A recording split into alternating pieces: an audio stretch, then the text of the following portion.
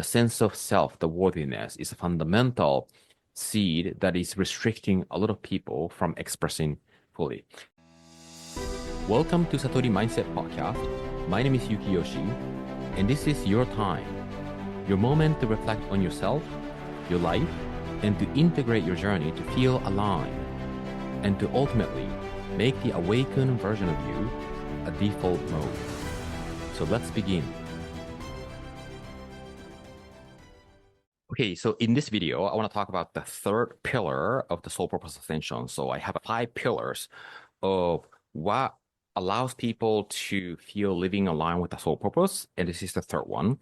Now, the third one is embracing the stories that you have lived, and this is a good one. And I love talking about this. One, because many people don't have this awareness in the past, present pain that they have lived.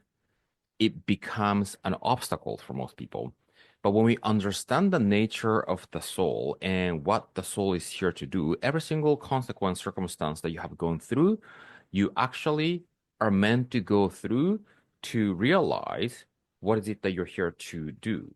So we call this contrast what appears to be negative in this physical realm, where you might have had maybe physical pain, emotional pain, or some sort of what we people categorize and label as traumatic event. Yeah. And psychology, emotion that shapes our identity, the limitation that we feel about ourselves, the sense of self. Sense of self in the world is huge.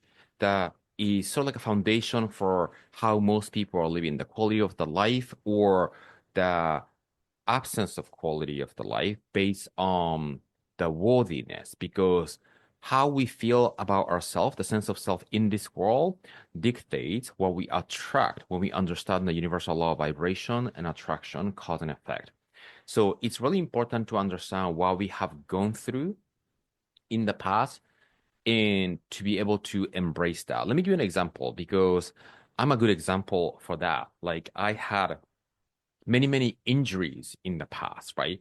I injure my forehead, the back of the head, my hands, my knees, my back. I have a bulging disc.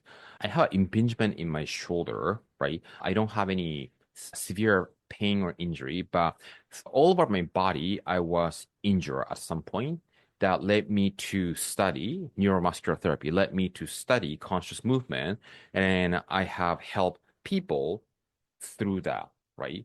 Now, I myself, when I was in Peru, when I was growing up in South America, I wasn't a confident child, right? I suffered from asthma and I didn't feel good about myself until I discovered dance at the age of 17. And I had sort of like a psychological stuff conflict in my school, and I didn't feel good about myself, right? So all those stuff contributed for me to be curious about the mind, be curious about the spiritual aspect of it. And I don't think I am doing what I'm doing without that experience. So many people tend to sort of victimize their life and think why that happened to me, because that was a painful experience. But then now that we are not in that place and we can look back, it's really important to begin seeing that as a path that prepare you to become who you can show up as today. And that shift in perception and the decision and the determination that you make with yourself is going to open and expand, create a path for you. So that's what I mean by embracing the stories that you have lived. Now, stories includes the path that you have taken, and also the stories, the mental construct, because we have a limited way of looking at the world, and that has created the experience that we have lived. So all of the above, all of that experience is relevant information and data and experience for us to arrive where we are at. And then the question that we want to ask is, okay, what is this doing for me that I can help others, right? Because we're connected, right? And the giving and receiving is the fundamental law of how we operate. And the idea that we have received all the stories of the one and the pain in our day-to-day activity must mean something for us to be able to give back to the world. And let's say if you had some negative experience in the past, okay, there's good in everything, right? There's no only negative thing in this relative realm because there's always opposite polarity of it, right? And then when that negative thing happened, you might not have been able to see the good in that. But after the fact, when we look back, there is an understanding about that you can empathize and think and care for others, care about others, right? So there's always good in something. So it's really important to begin going back to your story and history that you have lived and then begin reconciling the meaning of it. Because until you do that, that situation or experience might be impacting you negatively because you have perceived that situation based on the perception that you were in back then. And that might be actually hindering your ability to express and experience your life the way that you're supposed to be experiencing. So going back to all those negative consequences, and I say negative milestones because they are milestones, and then write all those things down on a piece of paper as, let's say, 10, 20, 30 items, and then begin putting arrows on each and say, what does this mean for me now? That's the question I want to ask. What does this consequence mean for me now? Because by asking that question, you can turn that pain and wound into a wisdom and a gift that you can give to others. Yeah. So by making that shift in perception and the meaning is the third pillar.